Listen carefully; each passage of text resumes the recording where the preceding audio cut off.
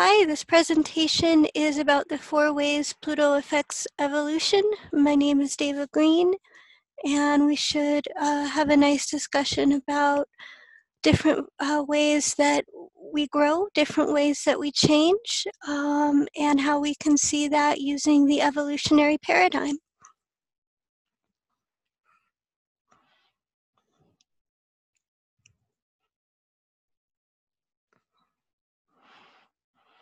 So there are 2 main types of evolution. One's uniform, the other is cataclysmic.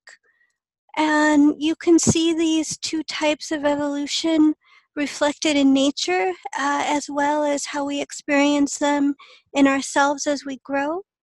The 2 main types again are uniform, which is non-cataclysmic. This is slow yet progressive change over time. The effect is total transformation, but it occurs in small increments, much like the erosion of a mountain over a long period of time. And the other type of evolution is cataclysmic. Cataclysmic evolution is just what it sounds like, a sudden transformation over a very short period of time. You can see that in nature with sudden transformations such as a volcano erupting. It has the effect of totally transforming the landscape in a very short period of time. And for us, as we grow, when we experience cataclysmic evolution, these can be situations that induce or trigger a total transformation in, again, a very short time frame. So for example, this can be situations where there's a sudden loss, where if you're in a relationship that the partner comes home and suddenly wants to break it off overnight, and so the period that you have to the period of time that you have to change, or the period of time that the transformation takes, is very short, very quick. Whereas going back to uniform change, these are things that can happen over a period of time, over a progression. So these are changes that occur step by step, slow increments, but again, the effect of both types of evolution is a total transformation. I also want to encourage questions as we go along. If you have a question, please ask it right away so that we can stay on the same page. There will be time for Q&A also at the end of our discussion.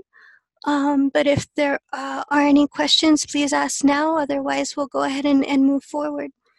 Deva, I have a very basic question that will help other people, new people to EA. Yes. Exactly what is evolution? Oh, that's a wonderful question. Thank you for asking that, Linda. Evolution implies the word change.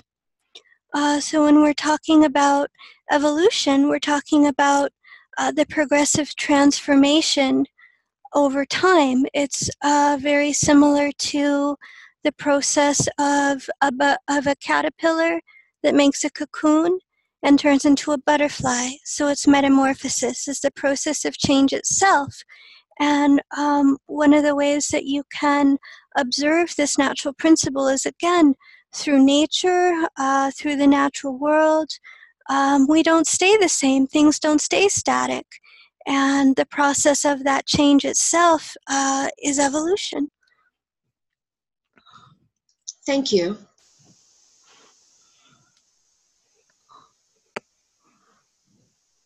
So when we talk about cataclysmic evolution, you can generally, there are no hard and fast rules that you have to, of course, understand the context of any birth chart that you're looking at to determine what type of evolution is unfolding and why.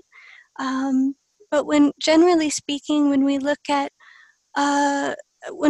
stressful and non-stressful aspects in the chart to Pluto, that will determine the type of evolution that is occurring, the type of evolution that us friends or clients are experiencing via the Pluto effect.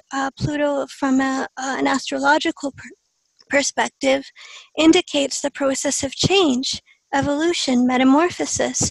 Whenever you see a Pluto aspect, is going to symbolize that whatever planet is being aspected by Pluto is coming under the metamorphic or evolutionary intention of Pluto. It's meant to transform. It's meant to metamorphosize. And so when we look at stressful and non-stressful aspects, typically we can see that the stressful aspects will correlate with cataclysmic evolution. Again, cataclysmic evolution is growth or changes that occurs in a short time frame. It can come through a cataclysmic event, either through a loss, through a separation, through a sudden experience that induces that change. At times, it can be literally overnight. And the reason that most commonly stressful aspects correlate to cataclysmic evolution is typically that the evolutionary intentions of stressful aspects are not conscious, that there's a relative degree of a lack of understanding, a lack of conscious awareness of what the change is meant to be, or what changes are intended at that time. And so the positive of the stressful aspects is that it keeps enough evolutionary pressure to make sure that the change happens. From my understanding, that when we experience, it's almost like having enough pressure on you to make sure that it does happen. And that can be beneficial in its own way. So the most difficult parts are that it induces typically a high degree of stress.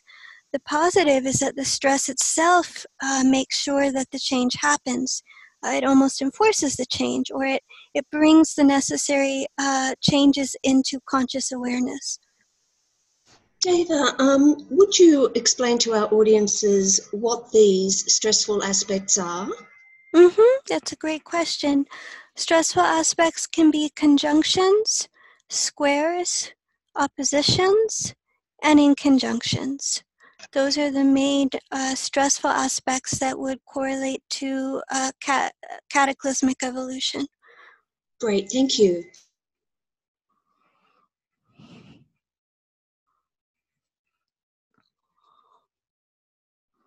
So now that we're looking at uniform evolution, again, uniform evolution is change that occurs one step at a time in increments.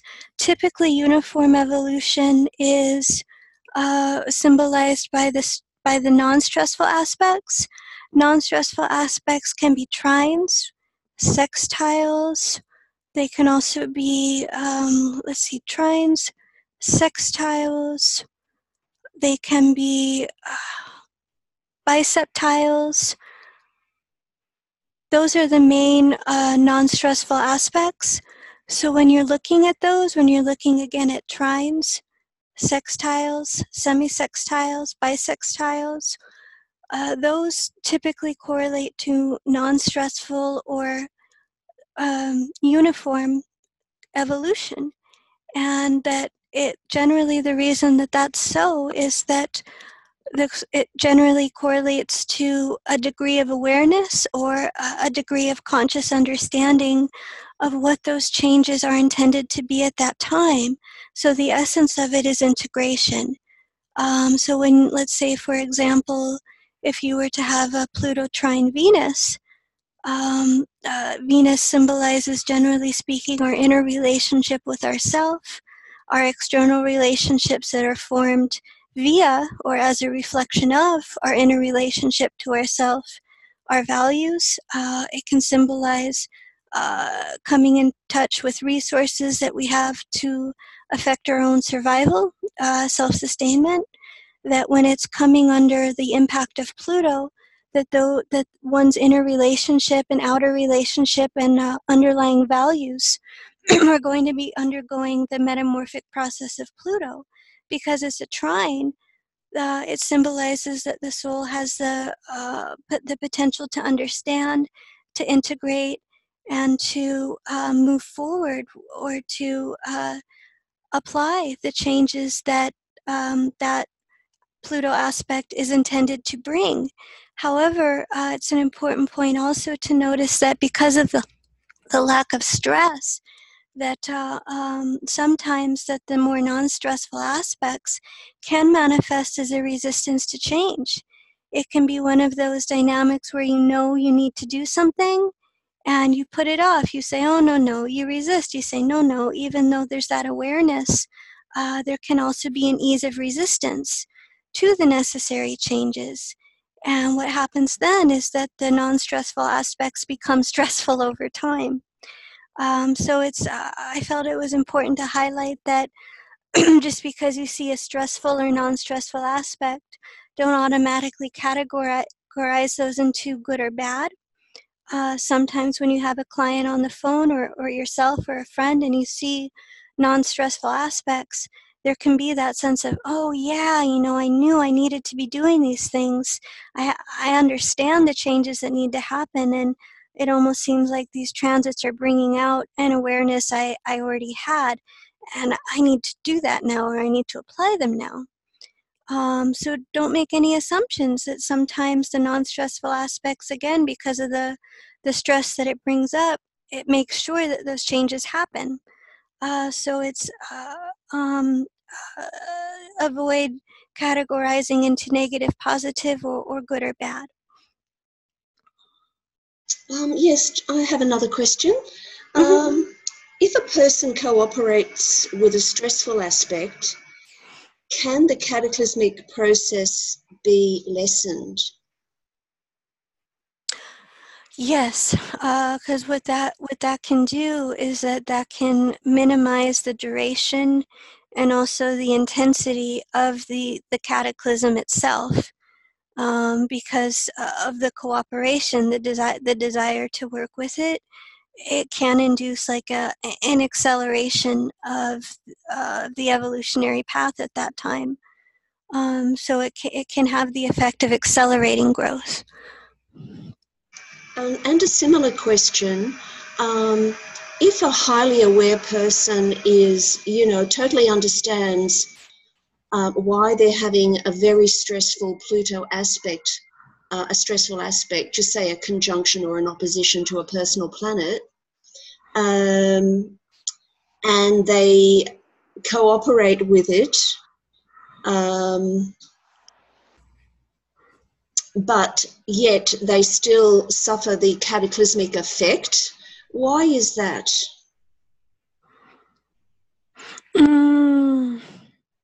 So what you're saying is that the person is aware of Yes, what needs to change, fully aware. Yes, yet they still go through a lot of suffering and pain, and no matter what they do, it's still super painful.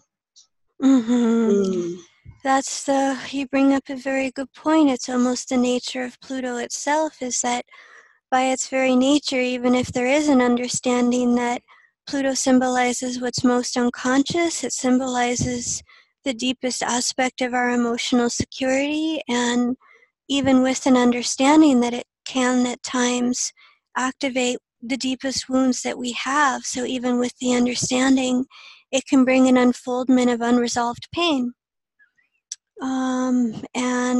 So it's like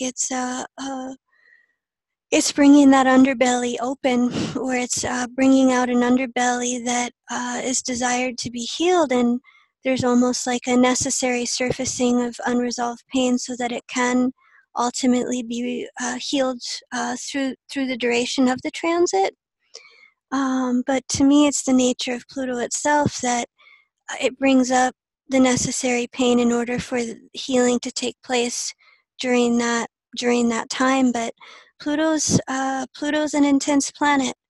It can really bring up the heart, the deepest heart of our wounds, of where we're the most secure emotionally on an unconscious level. So even with understanding, the emotional integration needs to happen.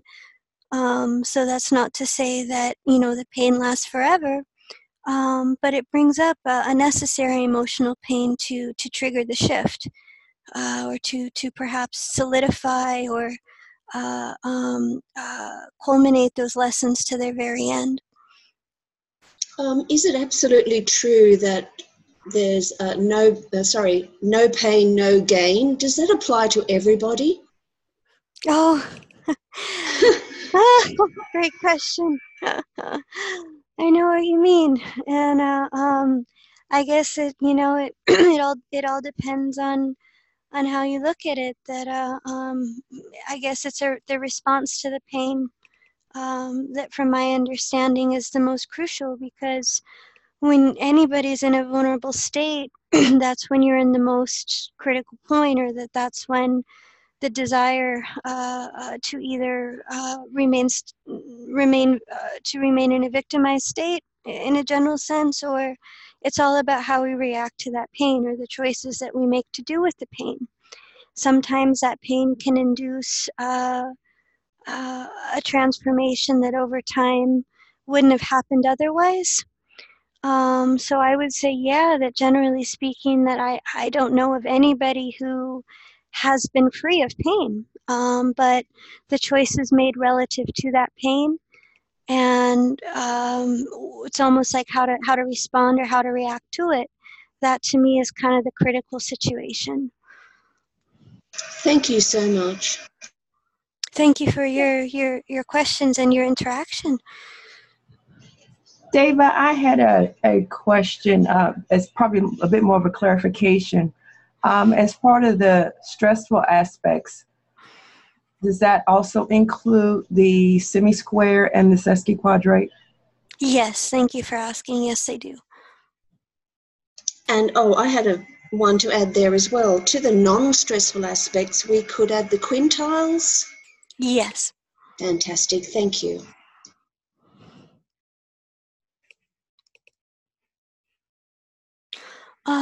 So are we all on the same page so far? Any other questions about evolution and the forms it can take, what evolution is, cataclysmic, non-cataclysmic, and how you'll experience those?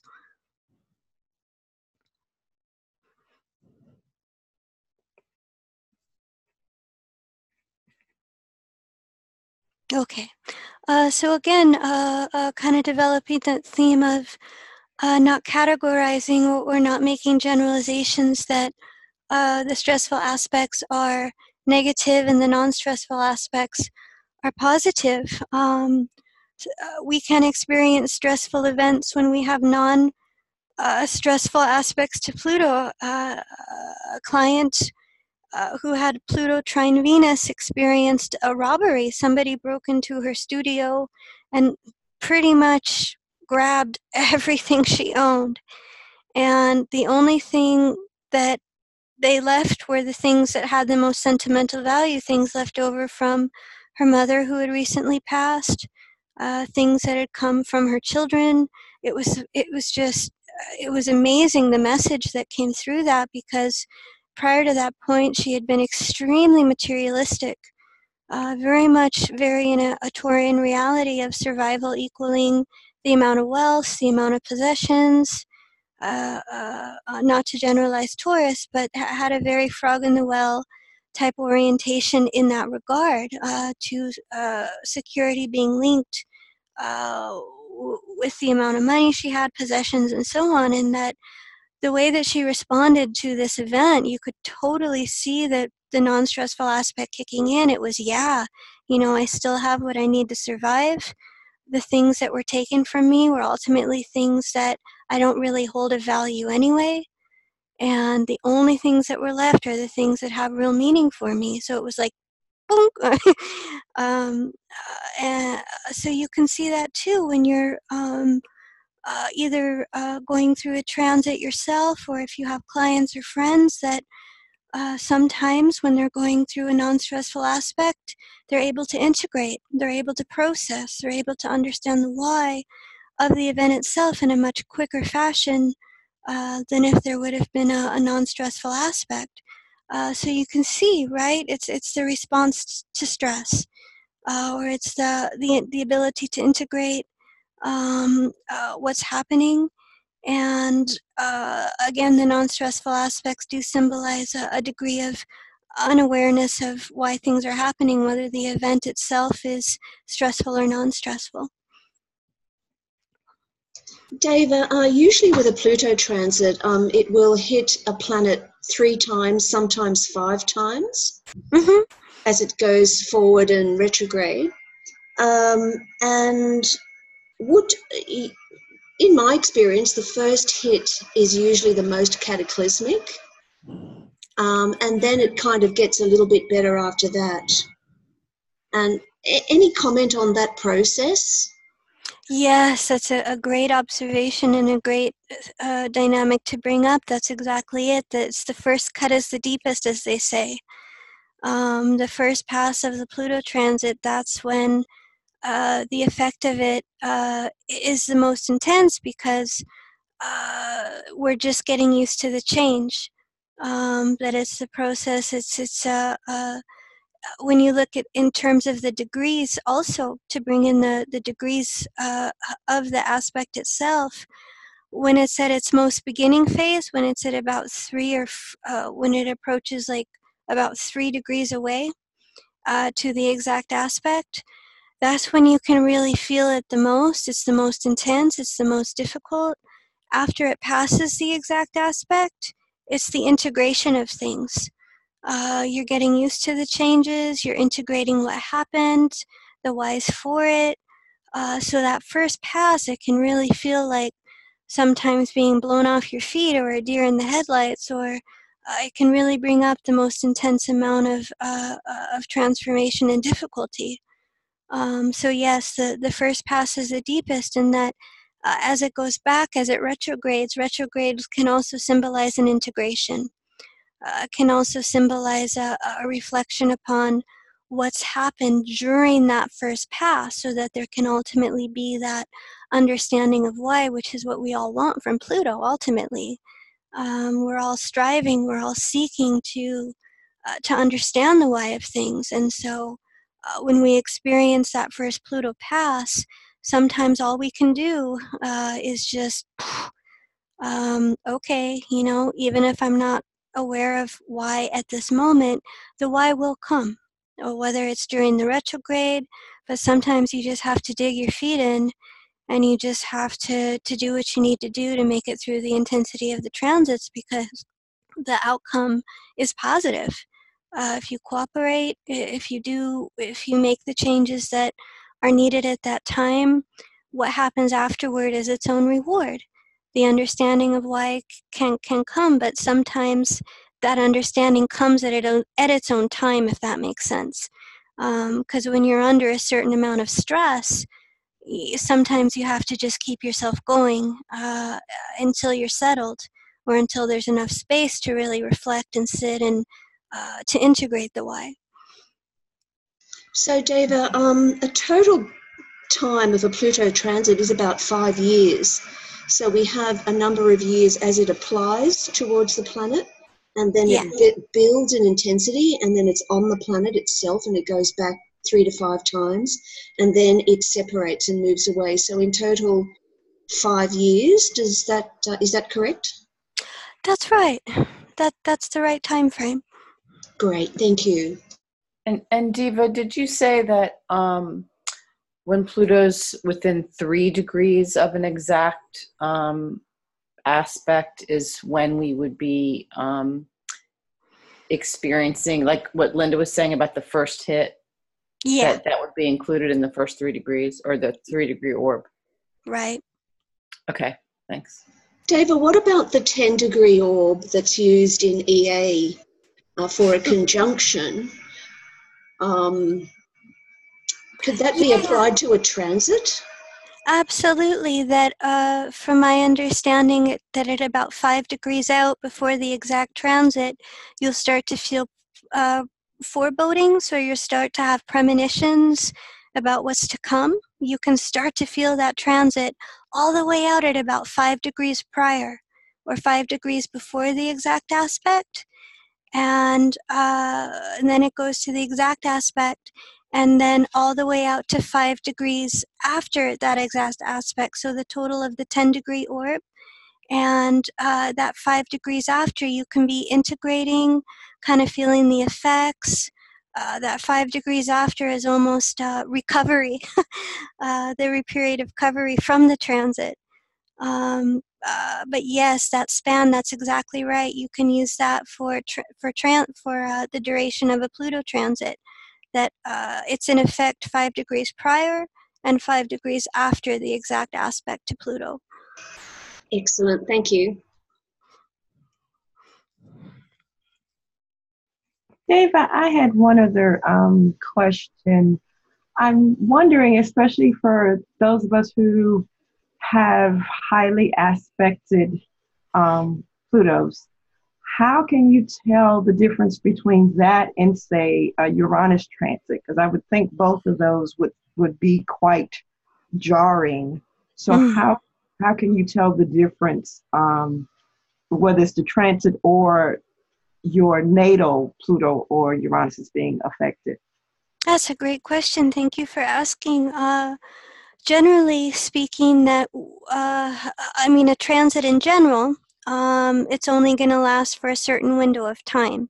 Whereas if you see a transit in the birth chart, that's going to be in effect for the entire lifespan.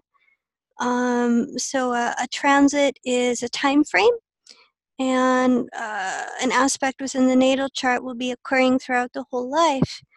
And in terms of your very astute question about the difference between Pluto and Uranus, because you're right, both induce deep levels of change. With Pluto transits, those are the heaviest hitting transits in a good way, or they evoke the deepest level of change within the soul itself. When we're looking at Pluto, we're looking at soul dynamics, soul issues.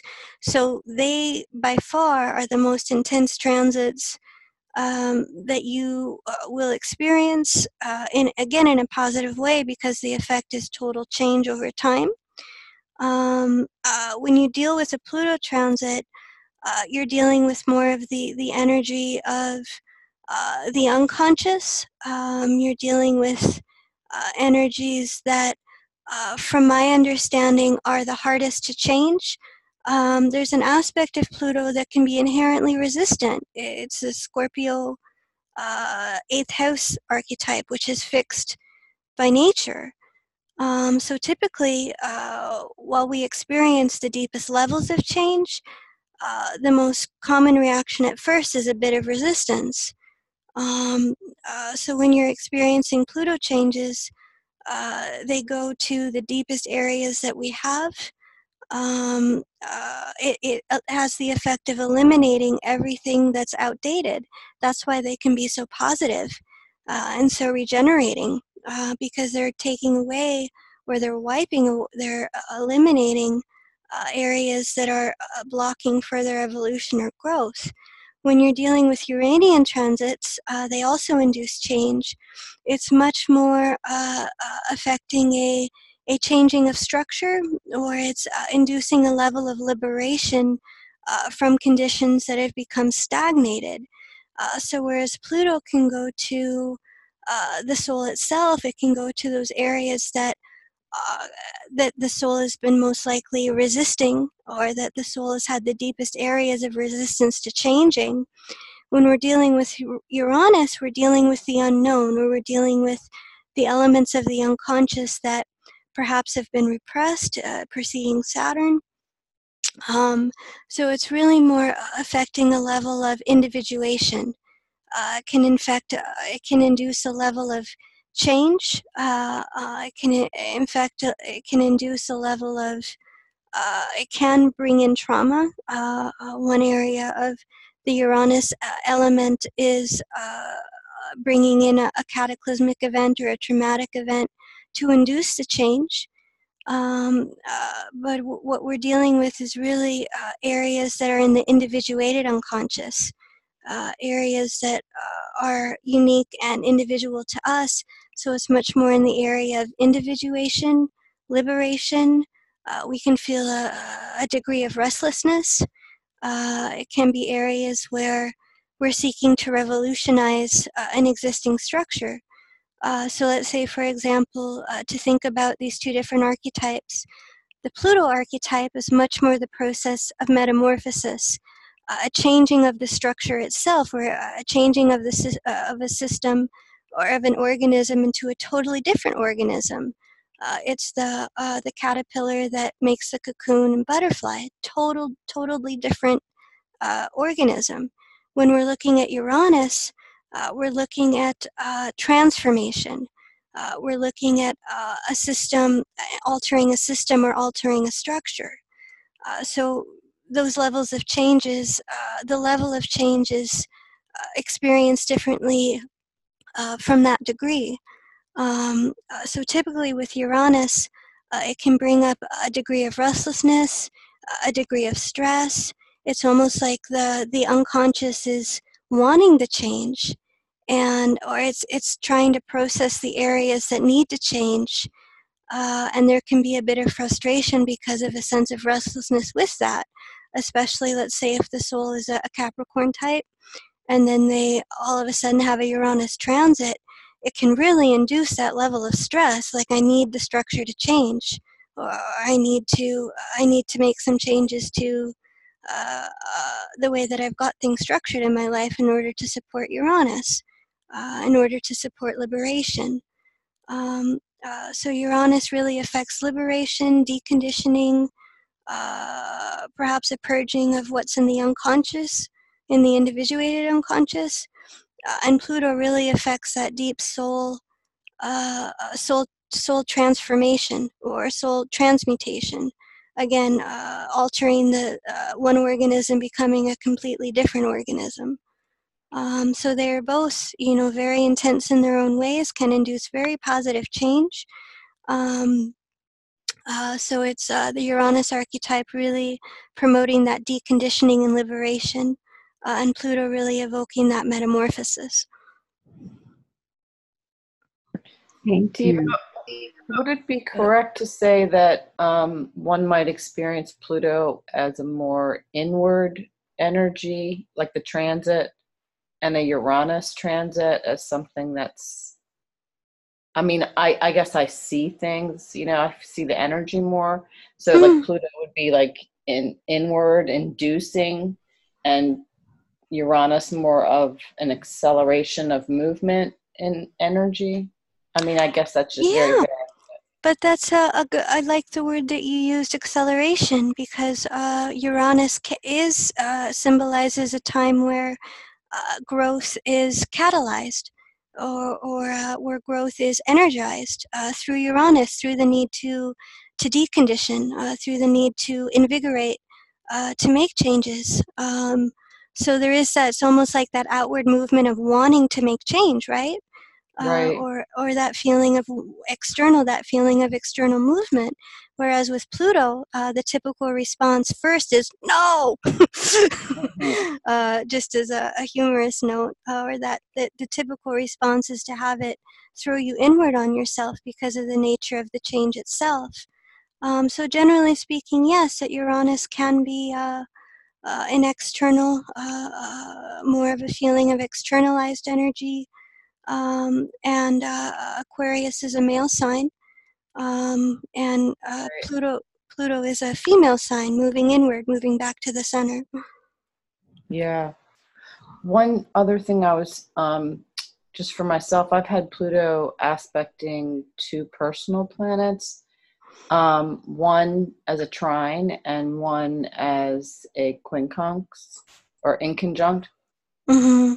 And it's only now, it's definitely past now and moving towards the next personal planet.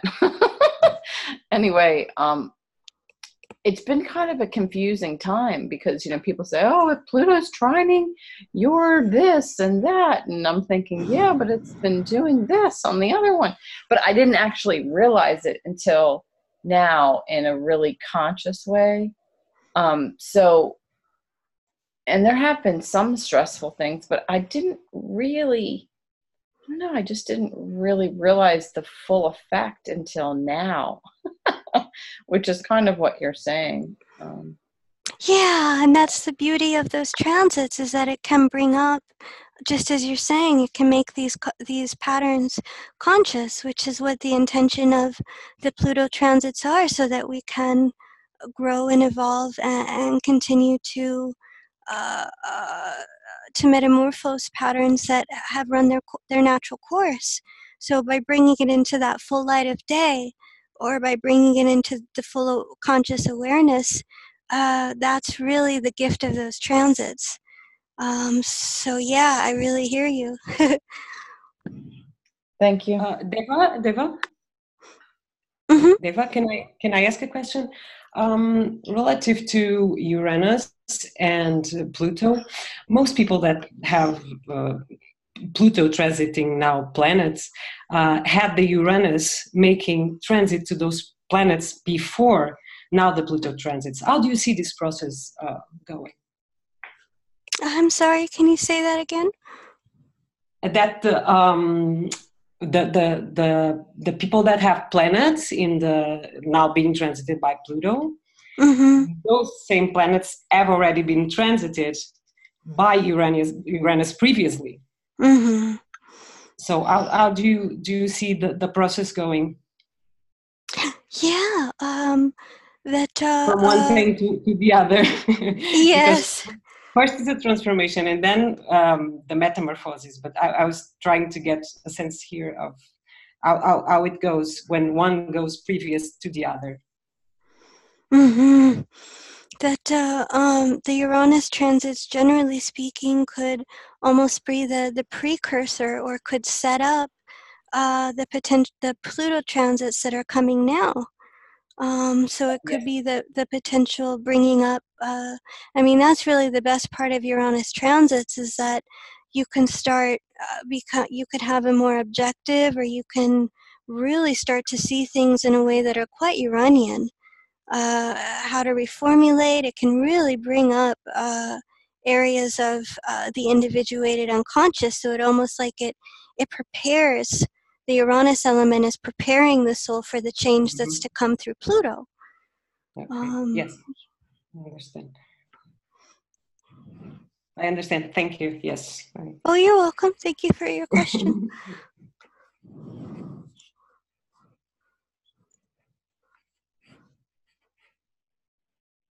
Great questions, you guys. Thank you for bringing this together and sharing your experiences.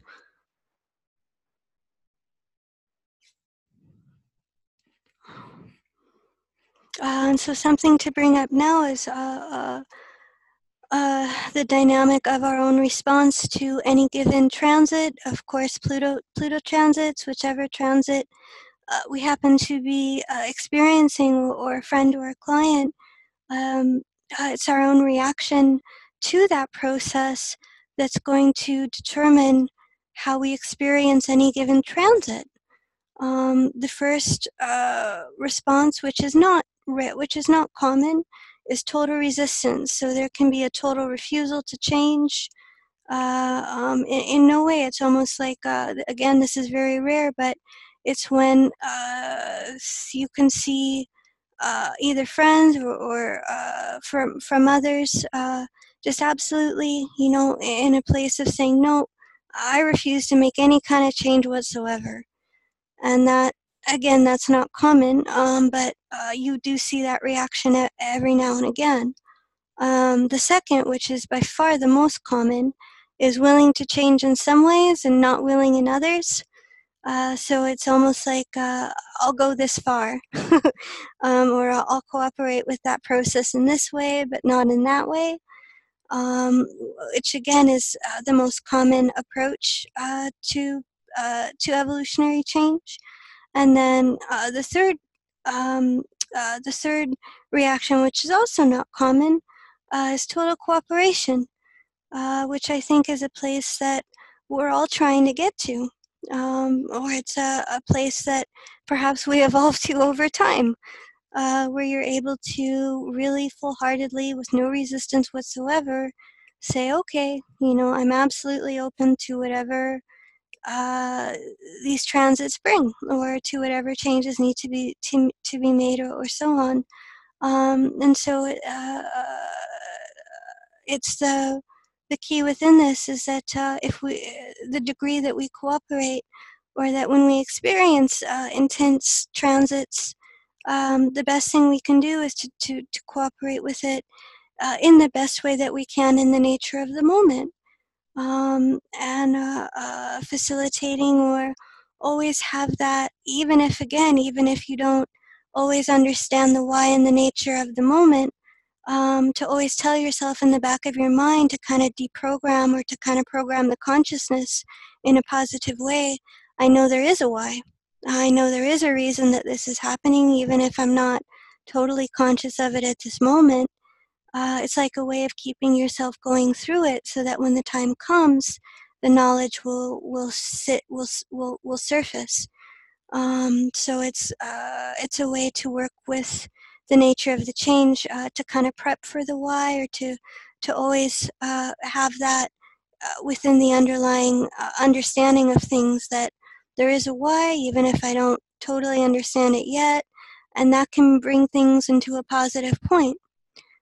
So cooperation and resistance are the keys, and if we cooperate with whatever changes we need to make in any given moment in time, we can really reap the rewards. It can manifest as karmic fruition of somebody that's hung in there for a long time, and has put a lot of effort into making these changes. It kind of feels like a Pluto South node.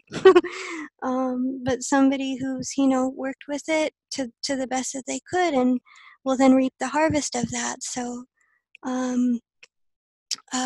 it's our own orientation, or it's our own response to these changes, that makes the difference between how we'll experience these transits, and also how we can get the best out of them. Because I know for myself that there's a tendency to meet these transits with a degree of fear. I don't know what's going to happen,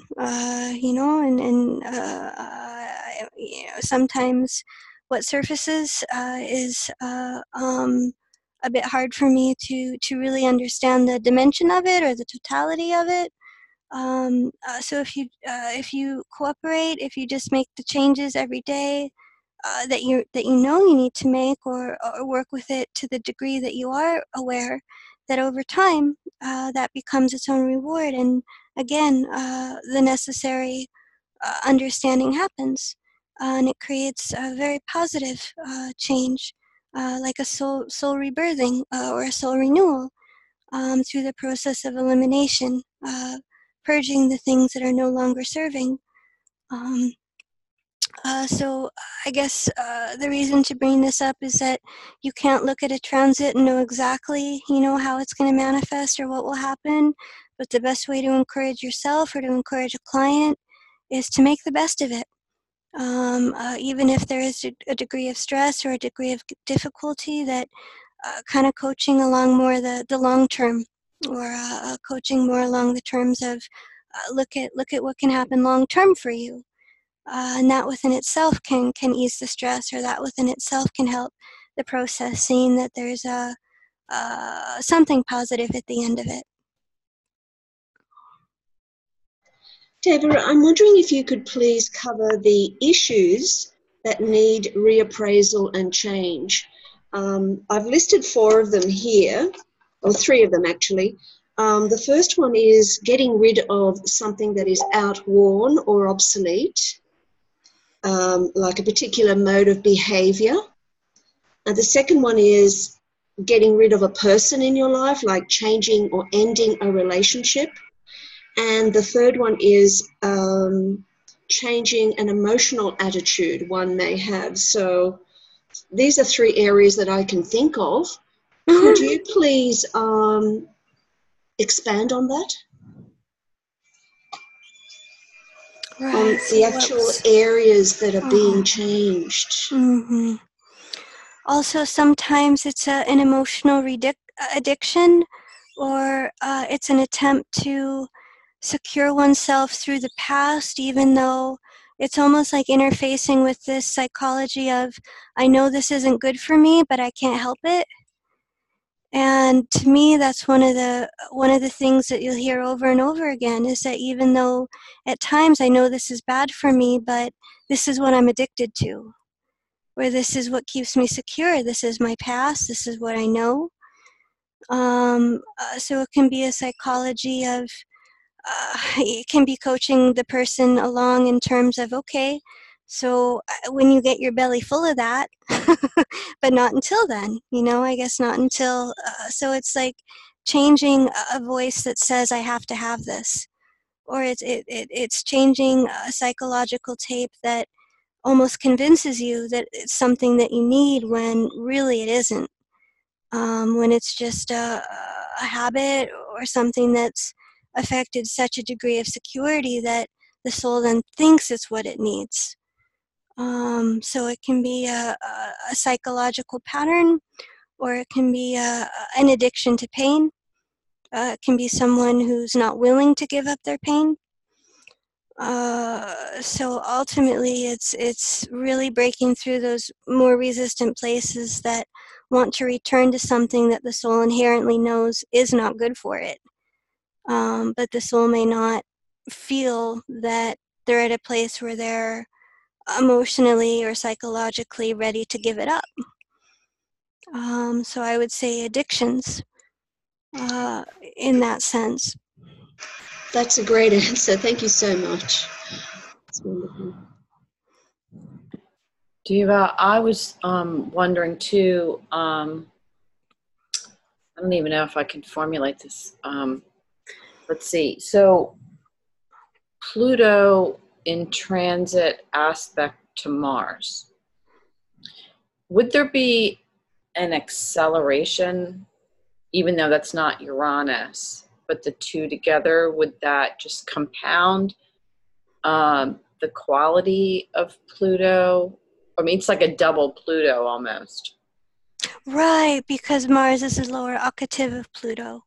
Mm-hmm. So yes, exactly. With that, it does.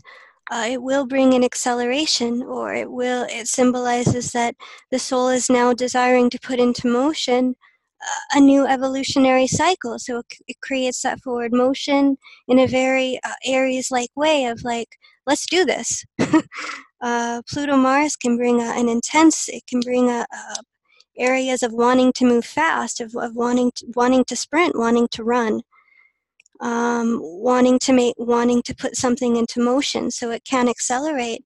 It can bring a high degree of change very quickly. Thank you. I mean, it's interesting because that's one of the aspects that I'm presently in, even though Pluto's in retrograde a little bit far away, which I'm grateful for right now for the little respite. But I'll bet. yeah.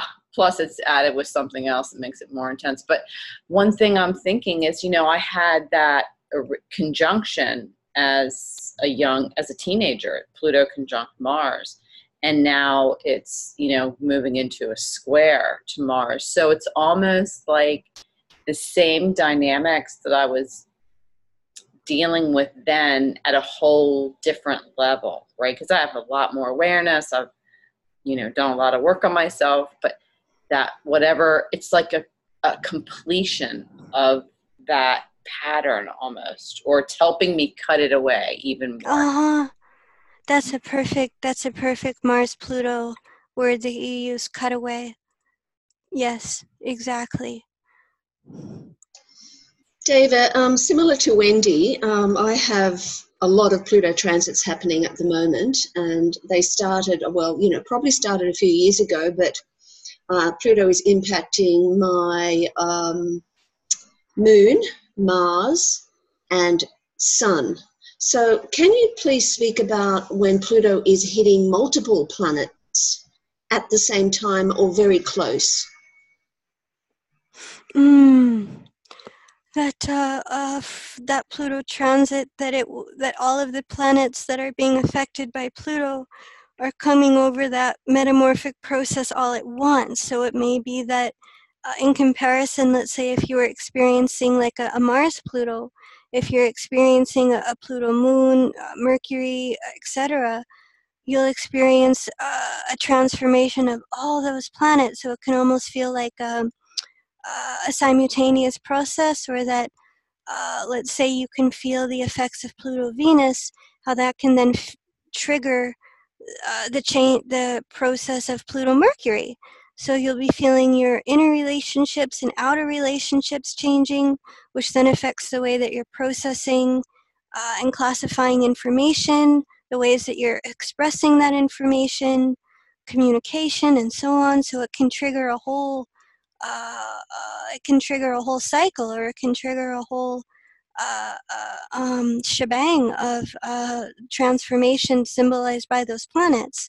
And because they're conjunct, you might experience that as happening all at once, or those being experienced together. Fantastic. That makes a lot of sense. Thank you.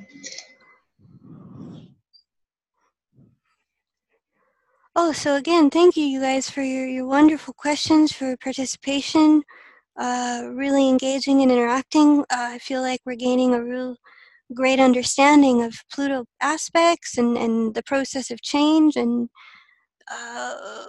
that's wonderful. So in terms of the 4 ways that Pluto will affect or instigate evolutionary change, the first way is through the cataclysmic event, and that's just what it sounds like. It's the sudden shock, emotional loss, separation, those kind of things that induce the change in a very short time frame. So the cataclysmic event has the effect of emotional shock, and the emotional shock triggers the de-investment. To me, that's one of the most helpful words to understand the process of Pluto changing, is there can be an ultimate de-investment in whatever emotional pattern, whatever addiction, in whatever habit that we had. We're shocked out of it in a positive way. We're no longer allowed to hold on to it. And that can happen for 2 different reasons, which are very different from each other. One is karmic retribution, and karmic retribution symbolizes one action leading to a next. So let's say, for example, if I become violent towards someone, that it wouldn't be surprising, or via karmic retribution, I may attract that same kind of anger, that same kind of aggression, that same kind of violence towards me. That's one action leading to another. And the other is evolutionary necessity. So this is when the soul has resisted the necessary changes to an extent that through karmic necessity, the soul programs a cataclysmic event in order to affect that emotional de-investment or that emotional change.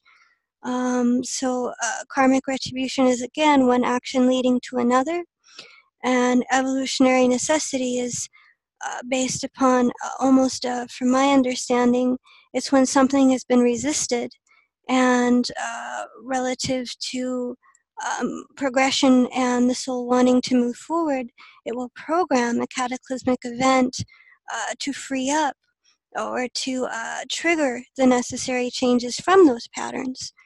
And you have to know the context, you have to know the background of the chart. You can't look at a chart and determine if a cataclysmic event is based upon evolutionary necessity or karmic retribution.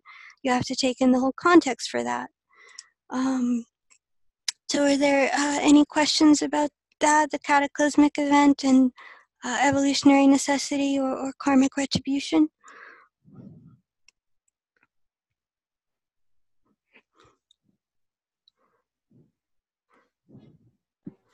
Did you ask a question, Deva? Oh, just making sure we're on the same page. Okay. Deva, would betrayal, abandonment, and loss come into this? Oh,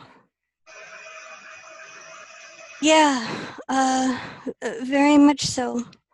That either through karmic retribution, that Let's say if I left somebody, kind of without, if I abandoned somebody, I may experience the same kind of abandonment myself. Or via evolutionary necessity, let's say if I'm not willing to make the necessary changes within an existing relationship, through evolutionary necessity, I may program a cataclysmic loss. I may program an abandonment because of a buildup of resistance. So yes, and those dynamics can either be because the soul itself has abandoned, has betrayed, and is attracting the very same thing back, or because the soul has been resisting a necessary change, which, let's say, for example, if the soul is invested in another soul, is invested in seeing them a certain way, then they can trigger either through trigger a betrayal in order to change, or in order to propel that soul to see in actual reality who the other person is, and there may have been a resistance to that. So yes, abandonment, betrayal can be part of that, absolutely, and the two different reasons for that. Great, thank you.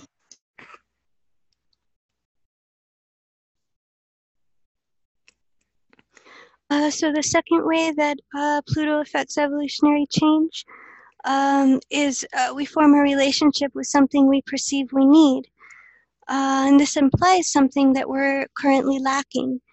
And in essence, in a Scorpio way, we extract what we feel we need within ourselves. That's the Taurus polarity sign. And we osmose this in such a way that we evolve beyond our current limitations. This can be with anything. It can be with a body of knowledge. It can be a relationship. It can be forming a relationship with a book, even. Let's say, for example, we found a book about whatever field that perked our interest. It implies a knowledge that we feel we don't have. And by extracting that knowledge from within ourselves, we confront our limitations, and potentially we can grow beyond them through the process of extraction. And most commonly, this takes forms with relationships, that we often form relationships with people who we feel are more powerful, maybe embody a certain psychological or spiritual knowledge that we feel we don't have, that we're currently lacking but would like to embody inside of ourselves. So in a positive way, we can, again, extract that or bring what we feel we're lacking inside of ourselves in such a way that growth occurs, or that we transmute our limitations. We gain that implied knowledge that we felt we were lacking. However, in a negative way, that can manifest as manipulation.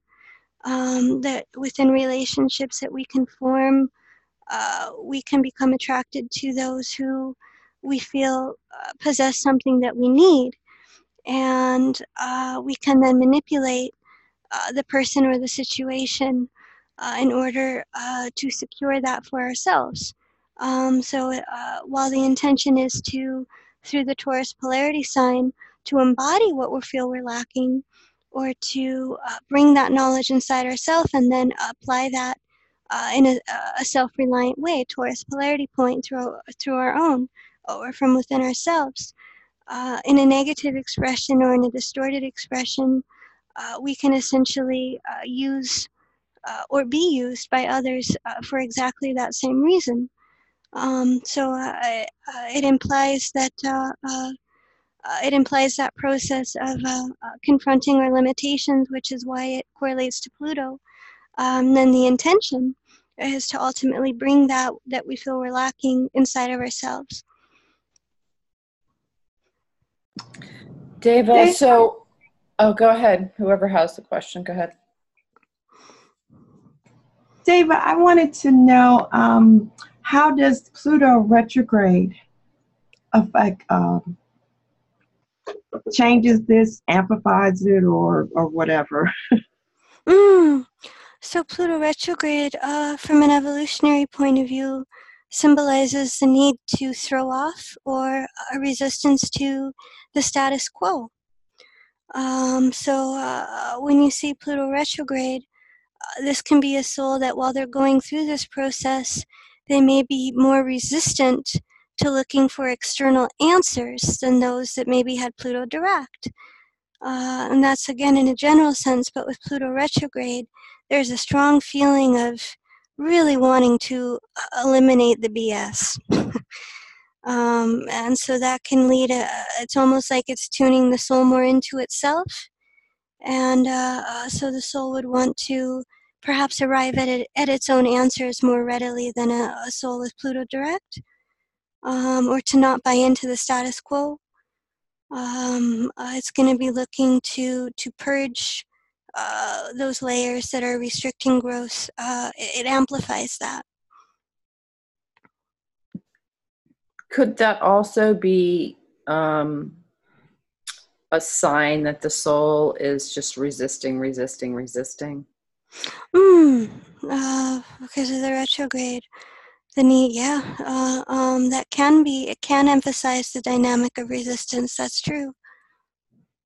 I'm just curious because I know some people that have Pluto direct, but their progressed Pluto is retrograde, yet they still are pretty resistant to change. I'm just thinking maybe the desire to throw off comes maybe in not such a direct actionary way. Like that's a great point. Like that sometimes the retrograde, they get sick or something, right? Oh yeah, because the retrograde does induce internal levels of change, or it can induce reflection. That sometimes the way that the retrograde evolves is that it promotes like a sense of reflection, or a sense of it's that evolutionary energy is pointed inward through reflection, which can over time bring ultimately an understanding of why the resistance. It can bring more of those subtle forms of change, or more of those inward forms of change. Right, and as we know, right, lifetime after lifetime, and I guess it's all based too on the evolutionary stage. Yeah, that's really, I think, probably answers more of my question. One thing I was thinking when you were reading this about the extraction, and I was, okay, so Pluto square the nodes, Pluto applying to the north node in a natal chart, and like a breakthrough of awareness in moving towards the north node direction via Pluto. And this throwing off, so it's I'm having this experience myself, so I feel like not necessarily related to a relationship, but my own relationship to myself, right?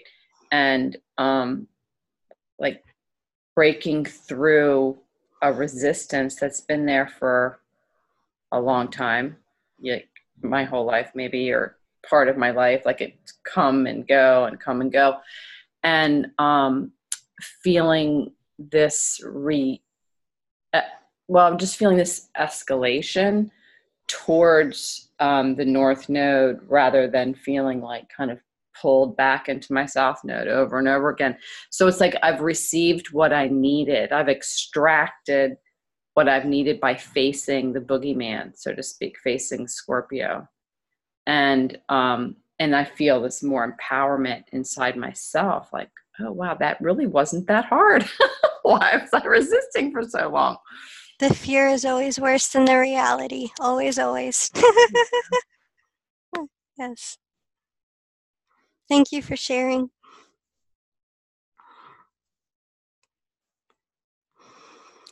The third way that Pluto affects evolutionary growth is becoming aware of a point of stagnation or non-growth.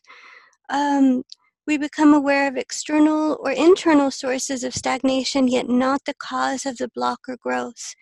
And this is why it correlates with cataclysmic evolution, because of the frustration of feeling the block, but not understanding the source of that block. So it requires an intense amount of Plutonian energy to penetrate to the cause, or to penetrate to the underlying dynamics or root of that block. So this can, at worst, it can correlate to catatonia, or manifest as catatonia, because of the intense degree of energy that's being put in to uncovering the source of the block. It's almost like every other aspect of the life can be tuned out. And also the emotions that surface, or while the soul is trying to get in touch with the source of the blocks, the emotions that come up can be so intense that it can create catatonia, or it can create a sense of being really stuck, or almost locked into oneself. So the positive part is that through that intense reflection, or through that intense internalization and often withdrawal, that when we become aware of that block, or when we become aware of why we're stagnating, we can then evolve beyond those, or we can apply that knowledge so that we can move forwards, and that we can grow to greater depths. So it's through that process of almost uncovering, or through deep processing and reflection, that we then become aware of our points of non-growth, or our points of stagnation, and we can use that knowledge to move forwards, and to process the more difficult emotions that are surfacing through the process of reflection.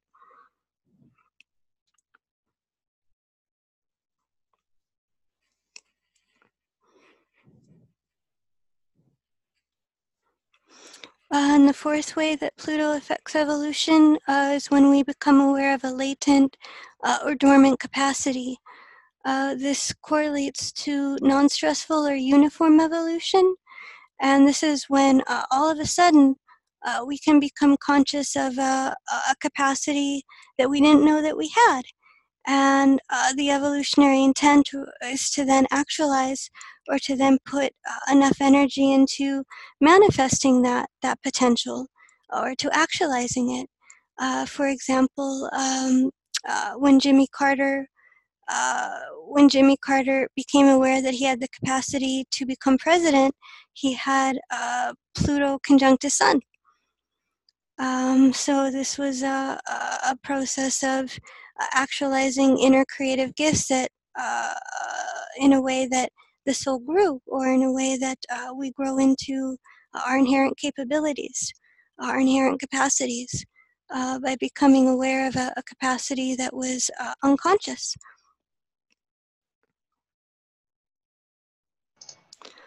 So now that we've discussed the 4 ways Pluto affects evolution and how Pluto transits may manifest, are there any questions before we apply what we've been discussing through chart example? Yes, Deva, I have at least one question. Yes. How can we prepare for a Pluto transit? Oh, it's a great question. From my view, one of the best things you can do is, especially if you're knowing that it's coming, so to speak, like 5 degrees prior, be very tuned into messages or indications of areas that need to change, or potential areas that can be kind of coming under that Pluto intensification, because the best thing to do is to really start working with that transit as quickly as you can, or as soon as you can, because from my understanding, you will start to get signals, or you will start to get indications of what's to come, again, about 5 degrees prior. And the more tuned into that you are, or the more responsive you are, it can nullify, or it can lessen the degree of intensity, because you start working with it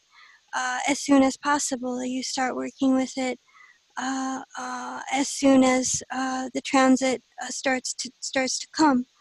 And by doing that, or by preparing in that way, you can again potentially lessen the intensity that can manifest through Pluto transits.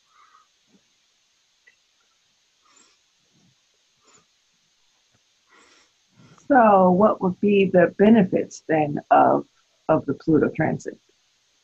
The benefits, yes, that's a great question. And ultimately, that's what to keep your eyes on.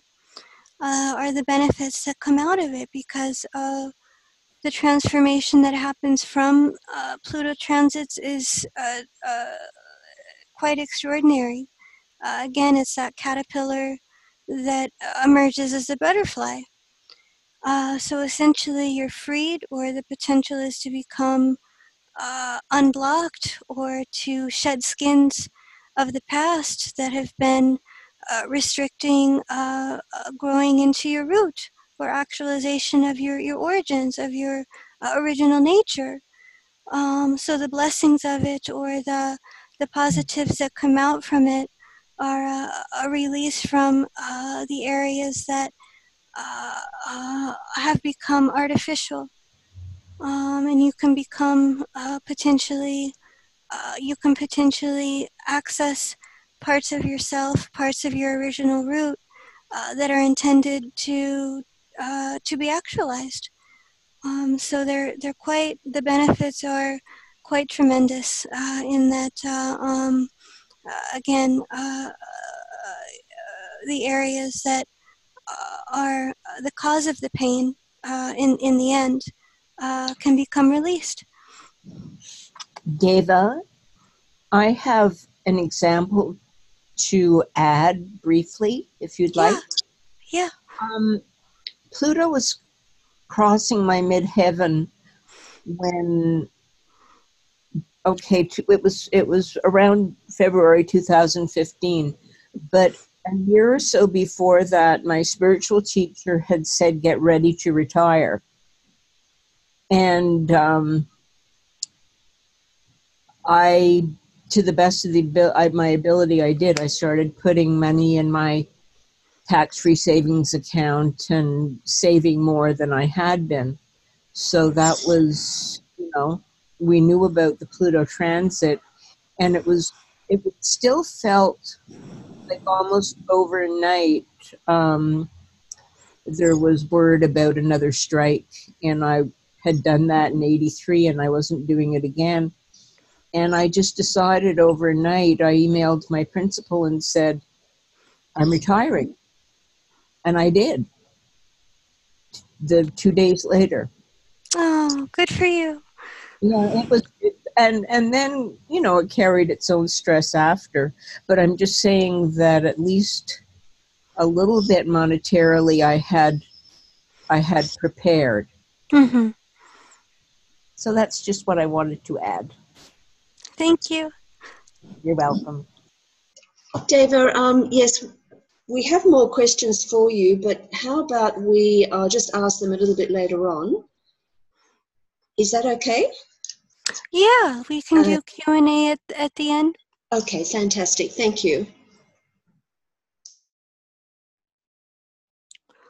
All right, so the first chart example that we have in terms of how Pluto affects evolution is Alexandria Cortez. She's the youngest female representative currently in the U.S. Senate who's ever been elected, the youngest female. And she's currently working in the capital in Washington, D.C. to affect a tremendous deal of social and political change that's much needed. And this all happened when Pluto the Sun was conjuncting her Pluto and Scorpio in the 11th house. So that indicates a time of becoming aware of an intrinsic capacity, or becoming aware of a latent or dormant capacity, and the desire or the determination to actualize. I mean, there were many reasons that she could have resisted the evolutionary intent to actualize in exactly that way, to affect a great deal of change. Look at this natal Pluto in Scorpio in the 11th house, to essentially break free from artificial systems, to liberate from models that have become outdated, outstructured, to invigorate, um, to essentially move the collective forward, or to move society forward through liberal or through progressive ideas. 11th house seems to stand outside the mainstream. Progressive ideas, in her case, and the Sun conjuncting that Pluto indicated a time of creative self-actualization. When we look at that too, the natal Pluto in the 11th house also brings in an element of unresolved trauma, or an element of it could have been an area of resistance, of having experienced trauma in the past relative to bringing forward ideas that were controversial, or that laid too far outside the mainstream.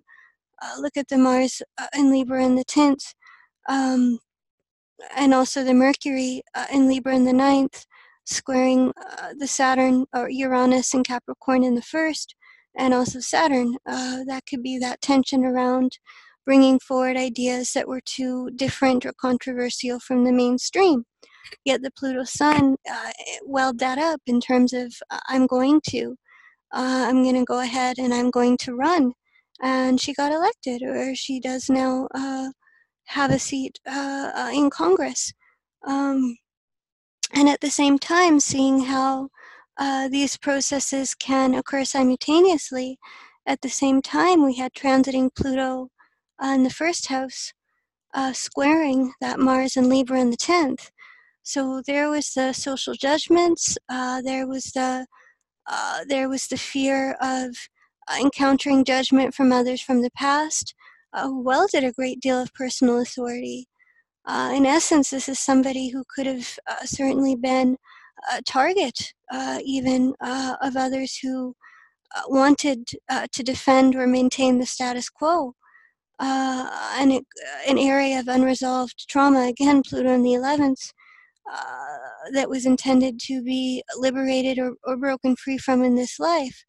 So, becoming aware of a block, she communicated herself that before she ran, that she really was in a process of indecision. Mars being in Libra, wasn't sure if, because of the overall prevailing system, the prevailing judgments, and so on. Look at the nature of the 10th house. If she would really be able to actualize her own authority in that way, Mars in the 10th. So we're looking at Pluto Sun, the intention to do it, the intention to self-actualize, yet meeting up with those areas of block, of stagnation, fears of judgment, past lifetimes of trauma for bringing something different out into the mainstream in a general sense. So these processes can occur simultaneously. And ultimately, again, she did win a seat. Again, the youngest female, which is quite a feat. And that was its own symbol of Pluto evoking evolutionary change by the process of being elected, by the process of being able to affect a degree of change within the system. It allowed an evolution personally for her to happen too. So any questions about that example in terms of looking at these transits?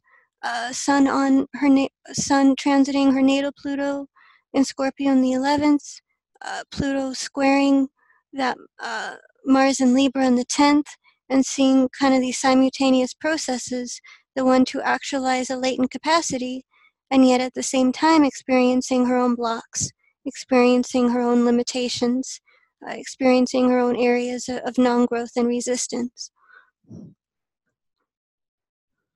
I just have a comment.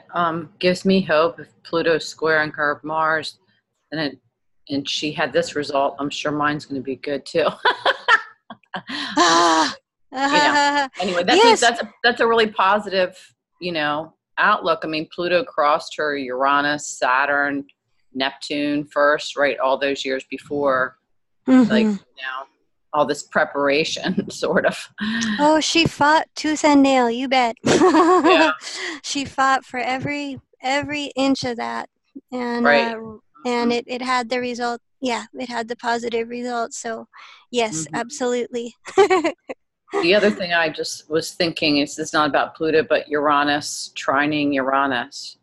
There you go. There's the liberation, right? The liberation from past conditions that in the past she may have blocked herself, or she may have repressed due to the dynamics we were talking about, and that Uranus trine, boom, it liberated her from that, or she liberated herself from that.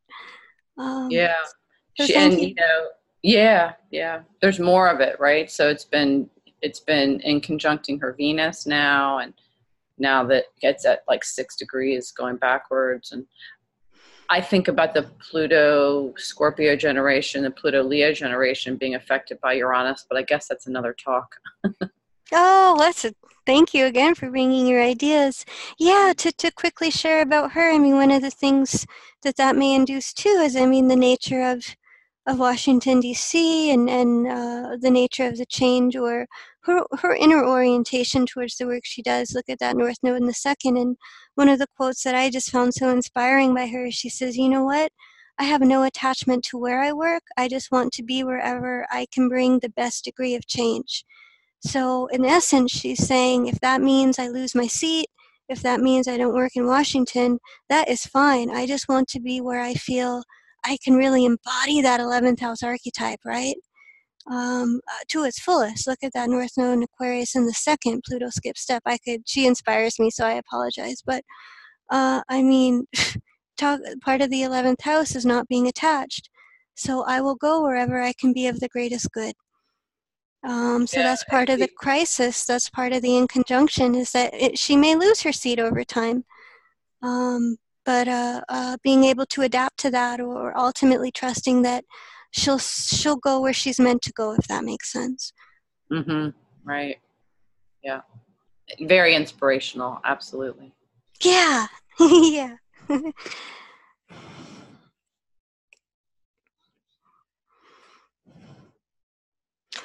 So the second example of Pluto transits in terms of how they affect evolution is Kriyananda. He was deeply devoted, still is a disciple of Yogananda. And transits is when he first met Yogananda. And I thought that would be a good example of forming a relationship with somebody, or an external body of knowledge in such a way that you encounter your limitations, but you extract the essence of who you're forming a relationship with to grow, to evolve, to metamorphose. And he was inspired to impart Yogananda's teachings for as long as he could, in any way he could. And of course, through his meeting with Yogananda, he was able to self-actualize. At the time, the transiting Pluto was in Leo in his third house, coming up to a trine to his moon Neptune. He ultimately found his spiritual home. He was coming home to himself, Pluto moon. He was able to take charge of his destiny in ways that he never had before. Third house, he ultimately devoted himself to writing, not only about his journey, but almost in a way documenting his life within the community of SRF. his relationship with Yogananda, his relationship with the other community, with the SRF members, those who are also deeply devoted, and so on, and how they came together as an ultimate spiritual family or a spiritual community, seeing the moon Neptune. So it was like he was able to connect, or he was able to find a place where he felt like home, like never before. And in his natal chart, looking at the Venus squaring the nodal axis, Aries in the 11th house, Pluto being in Cancer in the first house, conjunct that North Node, the need to open up to the emotional body, or the need for emotional expression. Ultimately, SRF again became like a spiritual family for him, a spiritual home, a place where he wanted to make to work through any residual fears he had about opening up his emotional body to others, allowing people to see him for who he really is. He has the South Node being in Capricorn in the 7th, Venus and Aries in the 11th, ruled by Saturn and Scorpio in the 5th. The South Node is ruled by Saturn and Scorpio in the 5th. So you can see a rebellion, Venus in the 11th, against external authority figures, South Node in Capricorn, that were imposing their sense of rights and wrongs, their sense of what should and shouldn't be. Specifically within relationships, he needed to distance, he needed to rebel against this. So when he found Yogananda, it was you could see a skip that was part of a skip step also being resolved, was to be able to integrate within a community. Venus in the 11th house, also the archetype of freedom, independence, Venus in Aries. However, he also met up with his limitations, that people saw him in a spiritual light. They often tried to make him into something that he wasn't, or put him in an emotional straitjacket. So while he was intended to release any emotional attachment that he had to a specific role, South Node being in Capricorn, he was intended to liberate from an attachment that he had to communities and so on. So we can see the intention. He wanted to integrate within the community to recover the skip step, but then at the same time, because people saw him in a certain way, kind of held him in a special light, he couldn't really access that emotional component of Pluto and Cancer in the first. He couldn't really let himself be personable. It was always felt that he was, again, kind of being stuck in a role. And so that was a part of why he, when he met Yogananda, Pluto was trining that Venus, so it was recovery of a skip step, being able to release that attachment, or being able to release that sense of being attached to also one's position, South Node being in Capricorn. So at the first meeting, felt like coming like home. There was an acceleration through writing, through being able to communicate what the community was about, what they were creating, and so on. And then in the next chart, we'll see when he ultimately was excommunicated from the community. And we got a little bit into the evolutionary reasons why. But through progression, there came a time where, through a misunderstanding of events, he was asked to leave the community. He was asked to leave SRF. And transit-wise, Pluto was in Virgo in his 4th house, and it was making an opposition to Mars and Pisces in the 10th house. So when you see an opposition, it's throwing something off. So in terms of the rejection, a sense of being rejected from the spiritual community, look at how graphic it can be. Mars and Pisces in the 10th, Pluto and Virgo in the 4th. You you're now going to be asked to leave. But the opposition, throwing something off at the same time. And relative to the Venus skip step that we were speaking of natally in the chart, Venus and Aries in the 11th, it triggered the necessary detachment, it triggered the necessary liberation in order for him to come out of that straitjacket, or in order for him to release that sense of being attached to a position in a community, being attached to the community itself. The emotional changes that happened positively as a result of this were tremendous. It was said that he felt emotionally secure to be much more personable with people, much more personal, not holding himself in that South Node place, South Node and Cap in the 7th, which could be a bit holding a bit of authority, or attached again to the position that I have to be a certain way, especially in the 7th, being receptive to the expectations of others.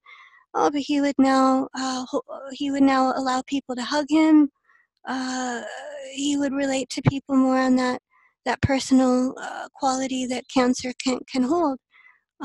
So he was able to let people see him for who he was.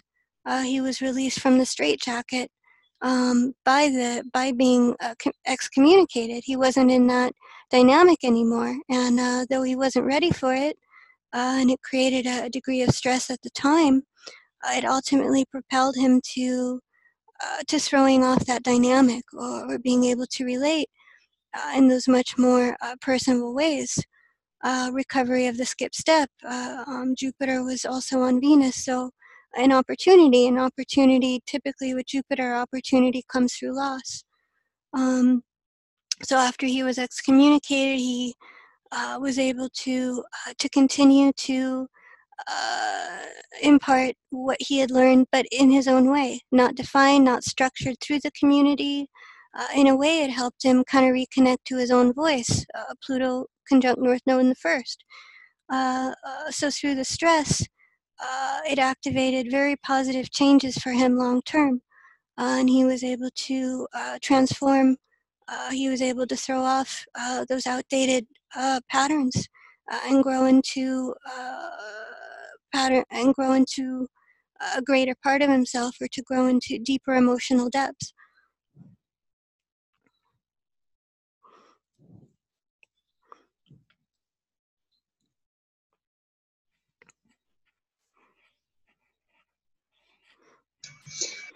Deva, okay to ask some more questions here? Yes. Okay, great. Okay, could you please speak about the importance of the natal aspect between Pluto and the planet that it's transiting? Could you say that again? Yeah, the importance of looking at the natal aspect between Pluto and a planet in terms of a Pluto transit to that planet. Oh, I see. So let's say if Pluto was aspecting Neptune, and then you had a Pluto aspect. Is that what you mean? Yes. Mm-hmm. That planet is naturally under the metamorphic process of Pluto in a general sense, symbolized by that natal Pluto, by the natal Pluto aspect. So when you see a transit to that planet, you can bring in that natal aspect to Pluto. That it's also going to be affecting, or it's also going to be accessing the evolutionary impulse of Pluto through that natal aspect. And what may be good to include too is that generally when you see a high degree of Pluto aspects within the chart, it tends to indicate an accelerated growth path. That the soul has chosen those high degree of Pluto aspects natally because of a desire to accelerate, a desire to quicken the evolutionary pace. Thanks, Deva. I think Wanda has a question. Okay. Hi, Deva. I wanted to know, how does the Pluto transit person, the person that's receiving a heavy duty Pluto transit, how do they or can they transform others as a result of that transit? Oh, so somebody that's going through a Pluto transit, how can they give back? Or how could they help other people change as a result of that? Yes. That's a great question. It can, yeah, and a way that you can help another person through their own Pluto transits or through their own changes is through the knowledge gained. Because if you've already gone through it, or if it's a transit that's already passed for you, and I mean, one of the best gifts that you can have then is being able to see the inner, or to see the whole picture of it, to see the outcome, or to see the potential that can happen through that process. So from my understanding, it's really coaching along the, looking at the long-term goal, or focusing on long-term versus short-term, because it's real easy to lose yourself or to get caught up in the nature of the moment because of how overwhelming, intense, and so on. So if you're somebody who can stand outside that, or if you're somebody who's gone through it and can now see the end result, it can be very helpful for somebody who's just beginning that process.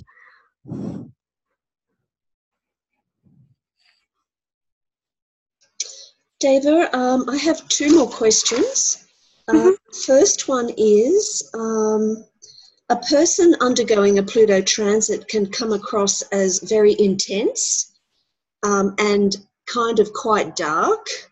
Yeah. Yeah, and their negative behaviors are all coming out everywhere. So how would a person experiencing that cope with that? That's a great question. Right. I would say, well, I don't know if it's a bias of my Sag sun and my Sag energy, but the thing that helps me the most is humor.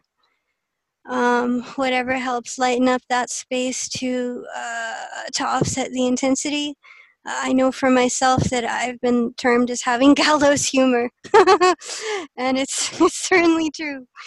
But humor really helps because it takes out the sting, or it helps bring things into a lighter perspective. That's that metamorphosis from Scorpio to Sag. So when you find going through a Pluto transit that you're in those places very heavy, very intense, very dark, try to find something that will bring back a sense of levity, or that will bring back a sense of humor. Sometimes just laughing at the absurdity of things can help create a much more lighter emotional space. Thanks for that. That's great.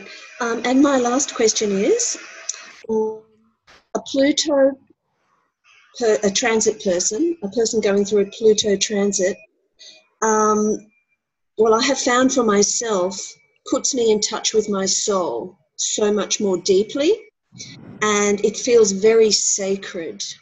Could you please comment on that? Oh, well, thank you for adding that to our discussion here.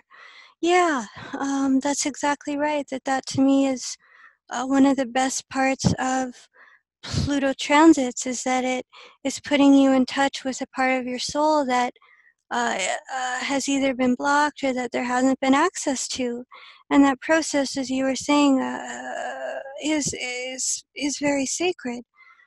So that's the harnessing of the Pluto energy to. It's almost like a wrecking ball. It's to demolish the old in order to get you in touch with what's real, or in order to get you in touch with your root or your essence.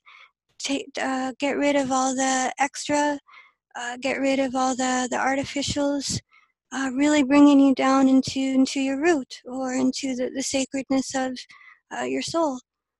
So that's the that can be one of the blessings of Pluto transits, when you eliminate what's not needed, or when you eliminate the wraparounds and you get to your root.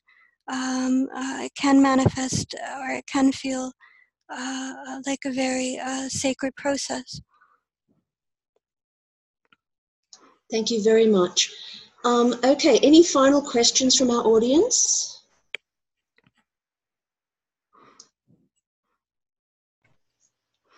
I have another question. Can you please give us advice on the Saturn-Pluto balsamic conjunction that's coming up, or like it's currently in process, actually, and then the new phase starting in January 2020? Mm-hmm.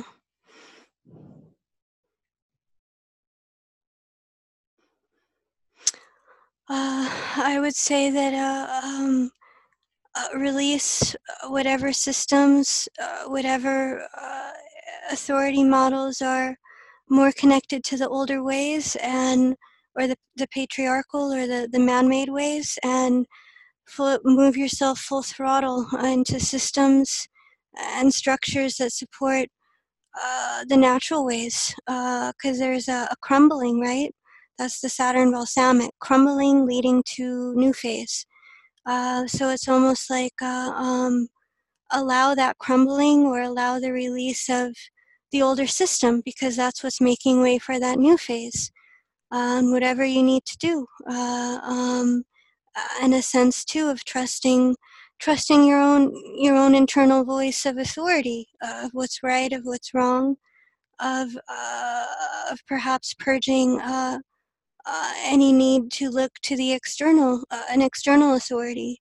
That can also be Pluto balsamic, because it's crumbling, and I think we're all experiencing the chaos, or experiencing the craziness of what our system is, and so it's like preparing for that new phase through allowing whatever needs to be released to absolutely be drained to its last drop, and filtering it through that transition from patriarchal paradigm to a natural paradigm, or a breaking down of the system into a recovery of the older ways, or a recovery of the natural ways.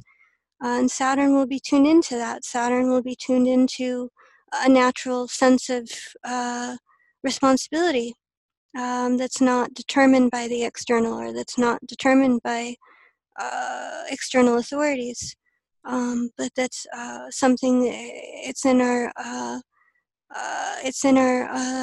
collective consciousness, or it's in our collective memory. So to me, the root of that is, is kind of uh,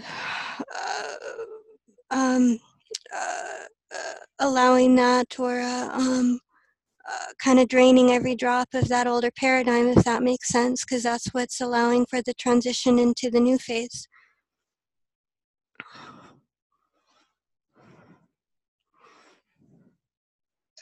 That's great advice, Deva. Thank you so much.